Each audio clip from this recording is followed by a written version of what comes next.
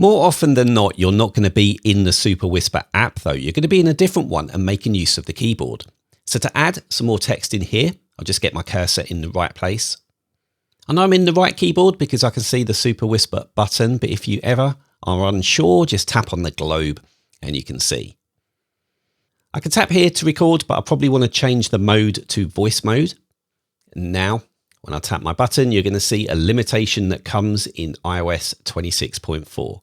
So when you use the Superwhisper keyboard inside an application like Notes, you tap the button which opens Superwhisper to do the recording. And before iOS 26.4, once the recording was complete, you would automatically be brought back into Notes. However, Apple changed something that stops third-party apps from doing that automatic return.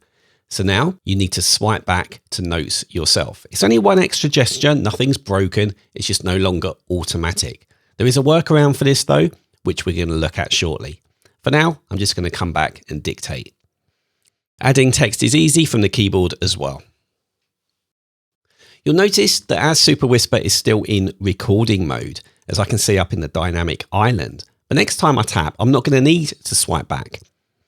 One click automatically turns it on, and then once you click again, the dictation finishes.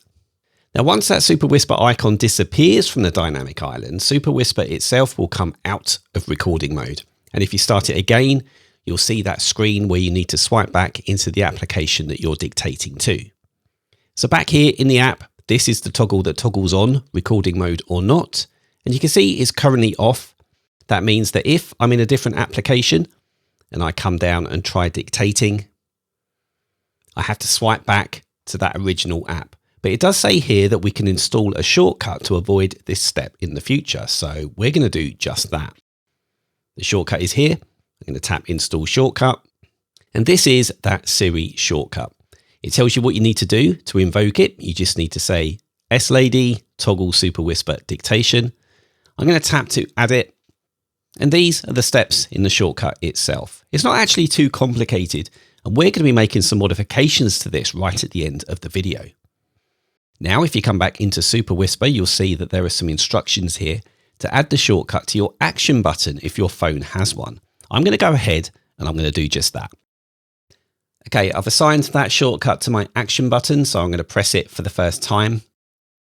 And as it's the first time, I need to give it permission. Before I go on vacation, I need to schedule the shows, buy Simba food, change the alarm code and check in for the flights. And that worked a treat, although you will notice that whichever mode the keyboard was left in, that's the mode that is recorded in. And I will show you a little hack later on so that you can change the mode you want to be in. Now this time you'll see when the Superwhisper icon disappears from the dynamic island, meaning that recording is turned off, when I click on the action button on the side of the phone, I'm not taken to that previous screen anymore. Let's see.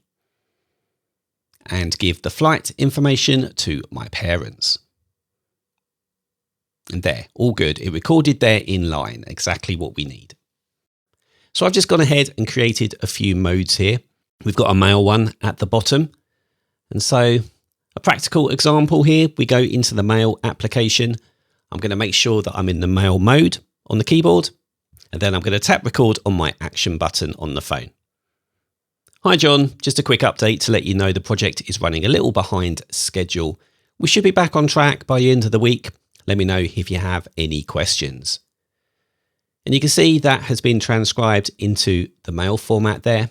Really handy when you're on the go. That said, I did have to manually make sure that it was in the correct mode before I started dictating.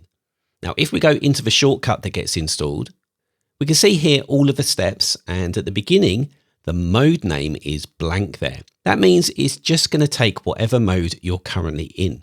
But I'd quite like to set up a shortcut here that allows us to specify that mode. So I'm going to pause and add in the actions that we need. So what I've done here at the top, I've added an action which is called a list action. I love these. And what I've done is I've manually added in the names of all of the modes that I currently have in Superwhisper. Now this is a manual step, and if you add any new modes in the future, you're going to have to add them in here too. Now the action below that is a prompt that's going to appear on the screen, and it's going to prompt you for the mode that you would like, and then you get to choose one from that list. The result of that is then passed into the toggle recording action underneath mode name there.